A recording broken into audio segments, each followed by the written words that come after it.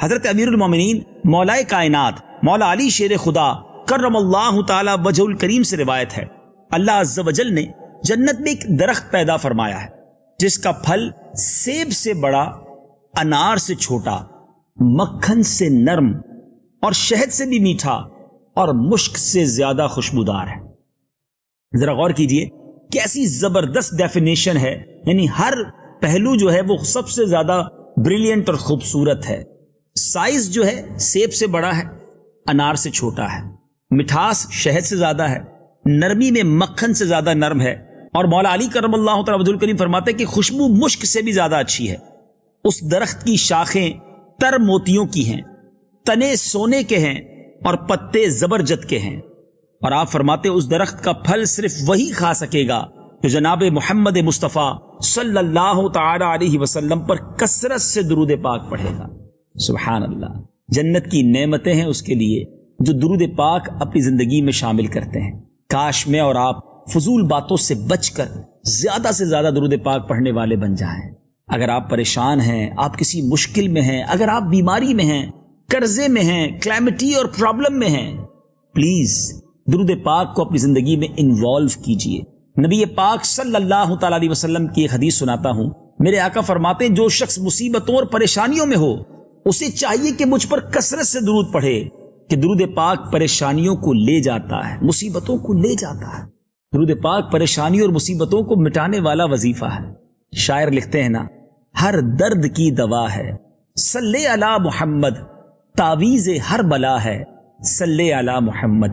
درود پاک کو اپنا ورد بنائیے، آئیے مل کر محبت کے ساتھ بآواز بلند درود پاک پڑھ لیجئے۔ صلو علی الحبیب صلی اللہ تعالی علی محمد صلی اللہ علیہ وسلم۔ ناظرین، آج وقت ہوا ہے پیغام قرآن میں ایک بڑا ہی خوبصورت اور حیرت ناک واقعہ سننے کا۔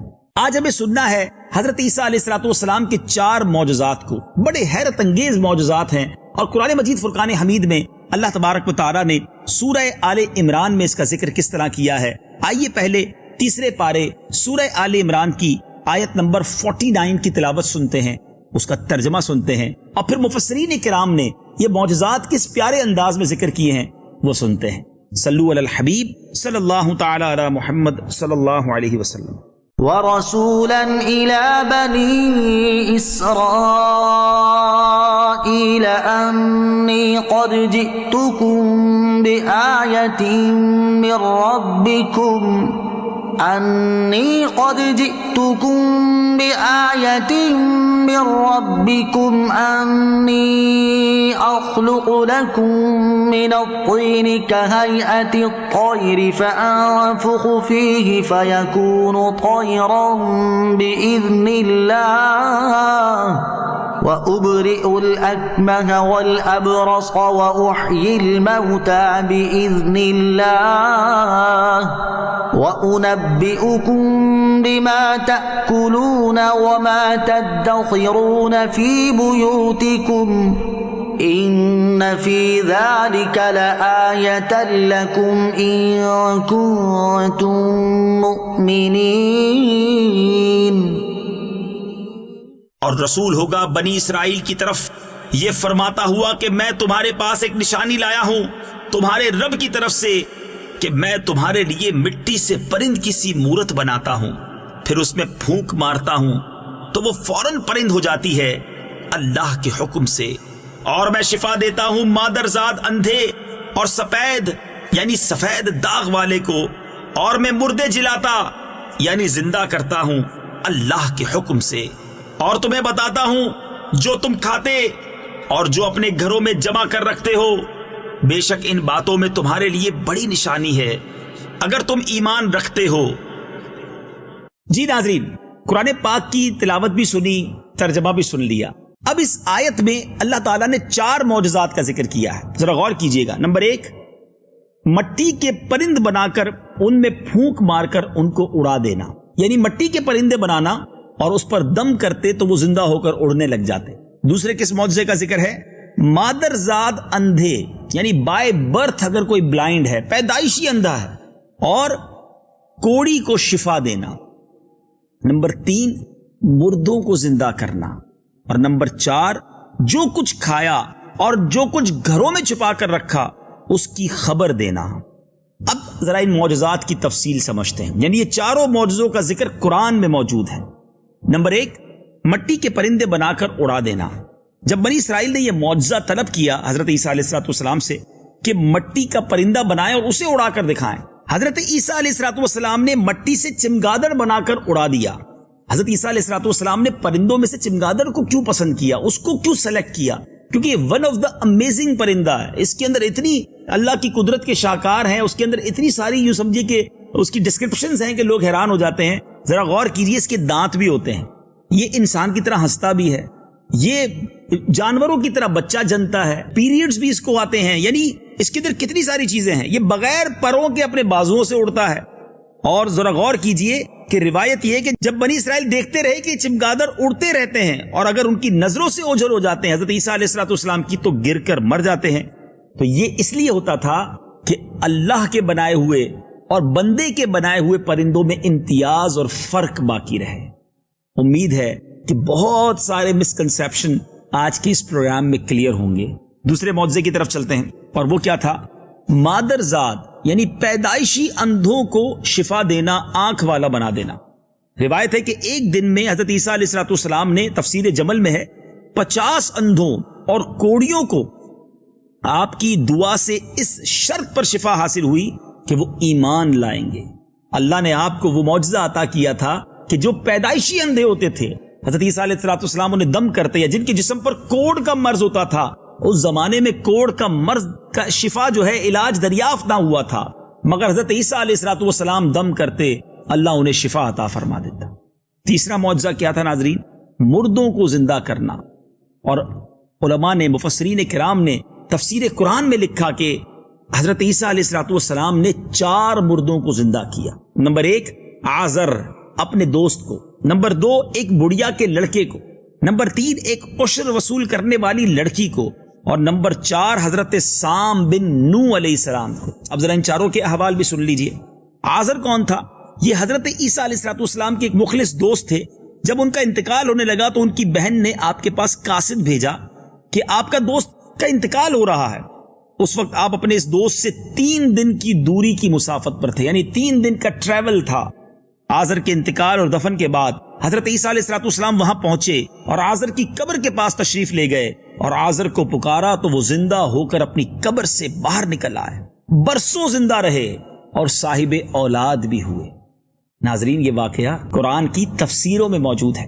اللہ کے نبی کا یہ معجزہ آج بھی رہتی دنیا کے لیے ایک شاندار دلیل ہے کہ رب جسے چاہے یہ اختیار دے کہ وہ مردوں کو زندہ کر دے۔ اگر کسی کے ذہن میں یہ کانسیپٹ ہے کہ مردوں کو زندہ کرنا یہ صرف رب ہی کا کام ہے، تو پھر اس قرآن پاک میں اس ذکر کیے گئے معجزے کا جواب کیا ہوگا؟ یاد رکھیے، جب کوئی یہ سمجھے کہ حضرت عیسیٰ علیہ السلام یا اللہ کی عطا سے کوئی بھی مردے کو زندہ کرتا ہے تو یہ پرابلم نہیں ہے۔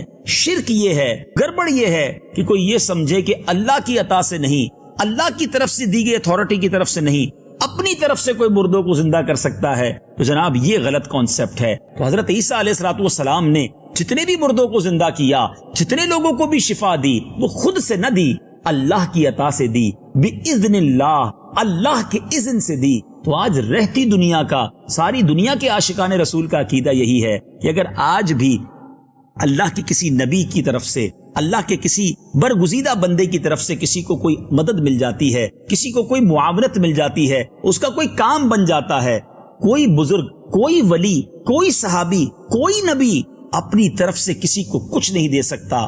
رب جسے چاہے اختیار دے اور وہ رب کی عطا سے کسی کا بھلا کر دیں تو اس میں کوئی پرابلم نہیں، یہی تو قرآن کا کہنا ہے۔ اب چلتے ہیں، وہ دوسری شخصیت کون تھی؟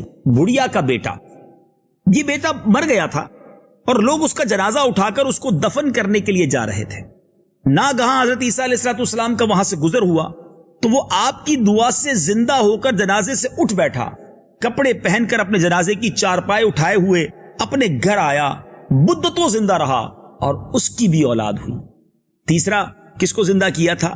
عاشر کی بیٹی، یعنی عشر وصول کرنے والے ایک شخص کی لڑکی مر گئی۔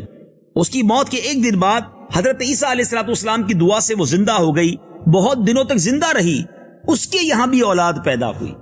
اور ناظرین، چوتھی شخصیت جس کو حضرت عیسیٰ علیہ السلام نے زندہ کیا، وہ تو 3 مردوں کو آپ نے زندہ کیا، تو بنی اسرائیل کے شریروں نے کہا کہ یہ تینوں در حقیقت تو مرے ہوئے ہی نہیں تھے، 1-2 دن پہلے انتقال ہوا تھا اور آپ نے آ کے انہیں زندہ کر دیا، بلکہ ان تینوں پر سکتہ طاری تھا۔ ہم تو آپ کو جب مانے کہ آپ پرانے مردے کو زندہ کر کے بتائیں، تو آپ نے فرمایا حضرت سام بن نوح علیہ السلام، حضرت نوح علیہ السلام کے بیٹے، ان کو وفات پائے ہوئے 4000 برس کا زمانہ گزر گیا ہے، تم لوگ مجھے ان کی قبر پر لے چلو، میں ان کو بھی حکم خداوندی سے زندہ کر دوں گا۔ تو آپ نے ان کی قبر کے پاس جا کر اسم اعظم پڑھا، تو فوراً ہی حضرت سام بن نوح علیہ السلام قبر سے نکل کر زندہ ہو کر آئے اور گھبرائے ہوئے پوچھا کہ کیا قیامت قائم ہو گئی؟ حضرت عیسیٰ علیہ السلام پر ایمان لائے، پھر تھوڑی دیر بعد ان کا انتقال ہو گیا۔ ناظرین، یہ وہ امیزنگ معجزہ ہے، یہ وہ کمال کا معجزہ ہے جس کا ذکر قرآن مجید فرقان حمید میں موجود ہے۔ اب چوتھا معجزہ کیا تھا کہ جو کھایا اور چھپایا اس کو بتا دیا۔ ماجرا یہ تھا کہ حدیث پاک میں ہے کہ حضرت عیسیٰ علیہ السلام اپنے مکتب میں بنی اسرائیل کے بچوں کو ان کے ماں باپ جو کھاتے تھے اور جو کچھ گھروں میں چھپا کر رکھتے تھے وہ سب بتا دیتے تھے۔ جب والدین نے بچوں سے دریافت کیا کہ تمہیں ان باتوں کی کیسے خبر ہو جاتی ہے، تو انہوں نے کہا کہ ہم حضرت عیسیٰ علیہ السلام کے مکتب میں جاتے ہیں، وہ ہمیں بتا دیتے ہیں۔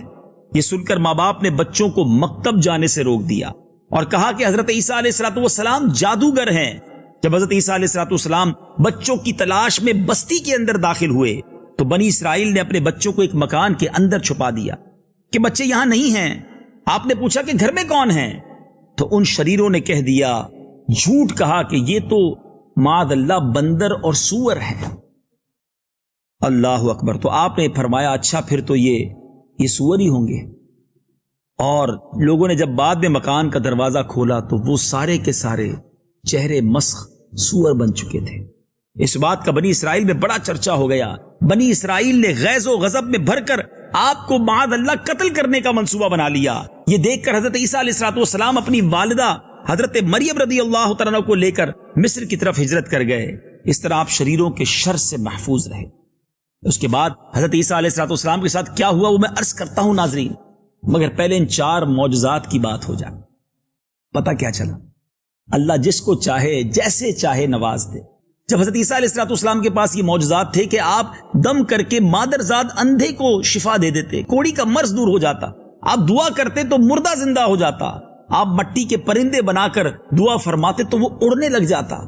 جب حضرت عیسیٰ علیہ السلام کو اللہ نے یہ طاقت اور پاور دی ہے تو ذرا سوچئے تو صحیح، جو عیسیٰ کے بھی آقا ہیں، جو سب نبیوں کے آقا ہیں، جو رب کے حبیب ہیں، اللہ نے ان کو کیسے معجزات سے نوازا ہوگا، ان کو کیسے کمالات سے نوازا ہوگا۔ سبحان اللہ۔ میرے آقا علیہ السلام تو دعا فرمائیں تو سورج پلٹ آئے، نبی پاک انگلی کا اشارہ کریں تو چاند 2 ٹکڑے ہو جائے، نبی پاک علیہ السلام دعا فرمائے تو خاری کنویں میٹھے ہو جائیں، صحابہ کرام کی جو اعضائے بدن زخمی ہوں، ٹوٹ جائیں پنڈلیاں، آنکھیں باہر آ جائیں، میرے آقا لعاب دہن لگائیں تو کسی کی آنکھ روشن کر دیں، کسی کے پیر اور ہاتھوں کو جوڑیں تو وہ پہلے سے زیادہ صحیح ہو جائے۔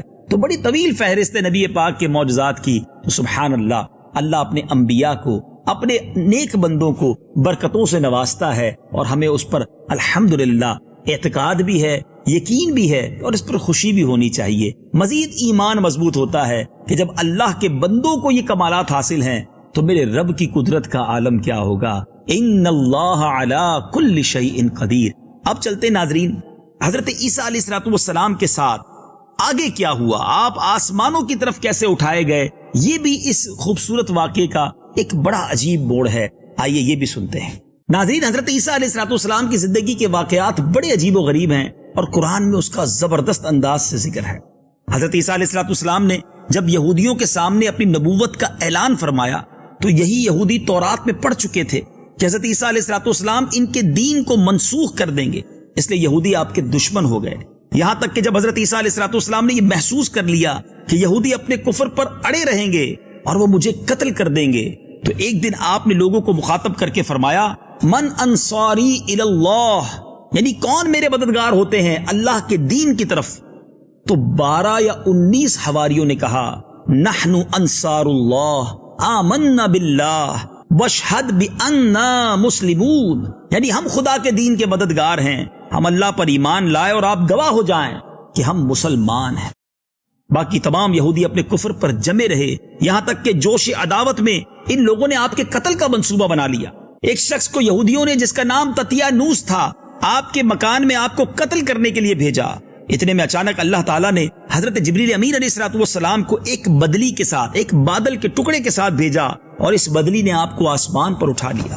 آپ کی والدہ جوش محبت میں آپ کے ساتھ چمٹ گئی تو آپ نے اپنی والدہ سے فرمایا، امی جان اب قیامت کے دن آپ کی اور ہماری ملاقات ہوگی، اور بدلی نے آپ کو آسمان پر پہنچا دیا۔ یہ واقعہ بیت المقدس میں شب قدر کی مبارک رات وقوع پذیر ہوا۔ اس وقت آپ کی عمر مبارک ایک قول کے مطابق 120 برس کی تھی۔ تطیانوس جب بہت دیر تک مکان سے باہر نہیں نکلا، کیونکہ وہ مکان میں انٹر ہوا تھا معاذ اللہ حضرت عیسیٰ علیہ الصلوۃ والسلام کو قتل کرنے کے لیے، مگر بادل کا ٹکڑا آپ کو اوپر لے جا چکا تھا اللہ کے حکم سے۔ تو اب ان غیر مسلموں نے دھاوا بول دیا گھر کے اندر، مگر تطیانوس کو اللہ تعالیٰ نے حضرت عیسیٰ علیہ الصلوۃ والسلام کی شکل کا بنا دیا تھا۔ اب ان یہودیوں نے تطیانوس کو حضرت عیسیٰ سمجھ کر قتل کر دیا۔ اس کے بعد جب تطیانوس کو اس کے گھر والوں نے غور سے دیکھا تو صرف چہرہ حضرت عیسیٰ علیہ الصلوۃ والسلام کا تھا، باقی سارا بدن تطیانوس ہی کا تھا۔ تو اس کے اہل خاندان نے کہا، اگر یہ مقتول حضرت عیسیٰ ہیں تو ہمارا آدمی تطیانوس کہاں گیا، اور اگر یہ تطیانوس ہے تو حضرت عیسیٰ کہاں چلے گئے؟ اس پر خود یہودیوں میں جنگ و جدال کی نوبت آ گئی، اور خود یہودیوں نے ایک دوسرے کو قتل کرنا شروع کر دیا۔ بہت سے قتل ہو گئے۔ اللہ تبارک و تعالیٰ نے اس واقعے کو قرآن مجید میں کیسے بیان کیا ہے، آئیے یہ بھی سنتے ہیں۔ پارہ 3 ہے، سورہ آل عمران، آیت نمبر 54 اور 55 میں رب کیا فرماتا ہے، آئیے سنتے ہیں۔ وَمَكَرُوا وَمَكَرَ اللَّهُ وَاللَّهُ خَيْرُ الْمَاكِرِينَ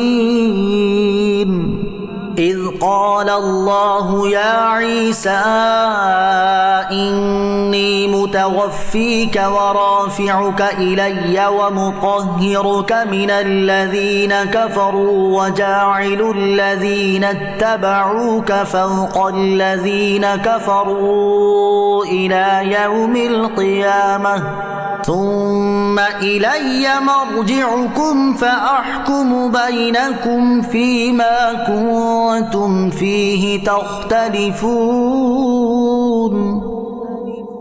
اور کافروں نے مکر کیا اور اللہ نے ان کے ہلاک کی خفیہ تدبیر فرمائی، اور اللہ سب سے بہتر چھپی تدبیر والا ہے۔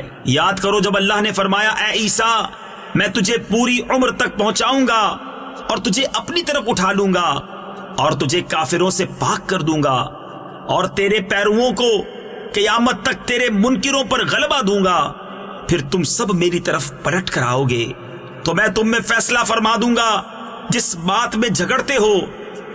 ناظرین، آپ کے آسمان پر چلے جانے کے بعد حضرت مریم رضی اللہ تعالی عنہا نے 6 برس دنیا میں رہ کر وہ دنیا سے وفات پائی، اور روایت میں ہے کہ قرب قیامت کے وقت حضرت عیسیٰ علیہ الصلوۃ والسلام زمین پر اتریں گے، نبی آخر الزمان صلی اللہ تعالی علیہ وسلم کی شریعت پر عمل کریں گے، اور دجال کو قتل فرمائیں گے، سلیب کو توڑیں گے، اور 7 برس تک دنیا میں عدل فرما کر وفات پائیں گے، اور مدینہ منورہ میں گنبد خضرا کے اندر مدفون ہوں گے۔ سبحان اللہ، سبحان اللہ۔ ناظرین، آج بہت سارے مجھے امید ہے مسکنسیپشن کلیئر ہوں گے۔ حضرت عیسیٰ علیہ الصلوۃ والسلام کے بارے میں قرآنی عقیدہ کیا ہے یہ بھی آج ہمیں معلوم ہوا۔ بہرحال پیغام قرآن سلسلہ آپ نے دیکھا، اللہ تعالیٰ نور قرآن سے ہم سب کے دلوں کو منور فرمائے۔